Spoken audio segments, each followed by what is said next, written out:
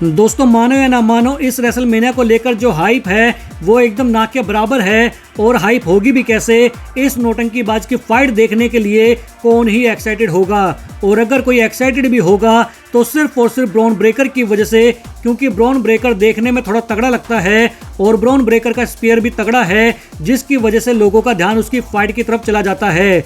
इसके अलावा दोस्तों आप लोगों ने एक चीज नोटिस की होगी कि आजकल जे उसो मेन इवेंट वाली टी शर्ट पहनकर नहीं आता है, और आएगा भी कैसे जब उसको रॉयल रंबल जीतने के बाद भी रेसलमेनिया में मेन इवेंट नहीं मिला।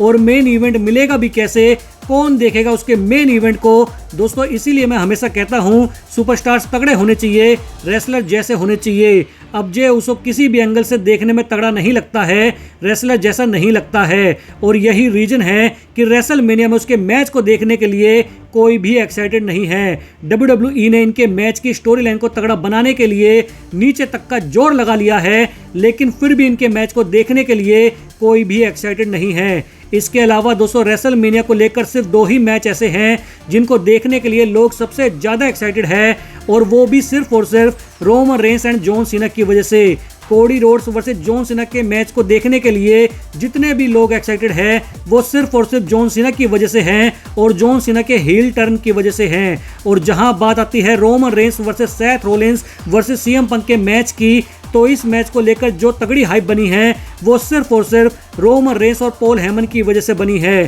क्योंकि इस मैच का जो सेगमेंट है वो चाहे रॉ में हो या फिर स्मैकडाउन में हो, लेकिन जब रोमन रेंस होता है तभी वो सेगमेंट तगड़ा लगता है, और जब रोमन रेंस नहीं होता तो फिर वो सेगमेंट नॉर्मल सा लगता है। हालांकि दोस्तों सेथ रोलिंस और सीएम पंक भी तगड़े सुपरस्टार्स हैं, लेकिन रोमन रेंस का जो ओरा है वो अलग ही लेवल का है। इसके अलावा दोस्तों अगर हम बात करें आज की मंडे नाइट रॉ की, तो आज की मंडे नाइट रॉ में रोमन रेंस पॉल हेमन पर गुस्सा करते हुए ये कहते हैं कि तुम्हारी और सीएम पंक की फेवर की वजह से मैं परेशान हो रहा हूं।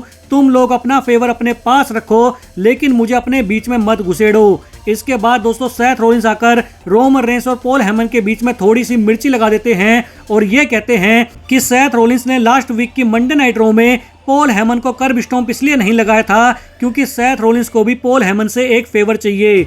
जिसके बाद रोमन रेंस को गुस्सा आ जाता है और वो सेथ रोलिंस को फोड़ देते हैं, जिसको देखकर पॉल हेमन खुश होते हैं, लेकिन रोमन रेंस पॉल हेमन को भी धक्का मारकर नीचे गिरा देते हैं। जिसके बाद सीएम पंक आता है और रोमन रेंस पर अटैक करता है और पॉल हेमन को बचाने की कोशिश करता है, लेकिन रोमन रेंस मौके का फायदा उठाकर सीएम पंक को एक जोरदार स्पीयर लगा देते हैं। लेकिन दोस्तों तभी मौके का फायदा उठाकर सेथ रोलिंस, रोमन रेंस और सीएम पंक इन दोनों को कर्ब स्टॉम्प लगा देते हैं। तो दोस्तों इनके मैच में ऐसा हो सकता है कि लोगों को लगेगा कि पॉल हेमन सीएम पंक या सेथ रोलिंस के साथ मिलकर रोमन रेंस को धोखा देगा, लेकिन ऐसा होगा नहीं। या तो पॉल हेमन रोमन रेंस के ही साथ होगा, या फिर पॉल हेमन ब्रॉक लेसनर और ब्रॉन ब्रेकर में से किसी एक को इनके मैच के बीच में लाकर इन तीनों की बैंड बजा देगा। हालांकि ऐसा होने के चांसेस थोड़े कम हैं, लेकिन ट्रिपल एच मेन इवेंट को तगड़ा बनाने के लिए कुछ भी कर सकता है।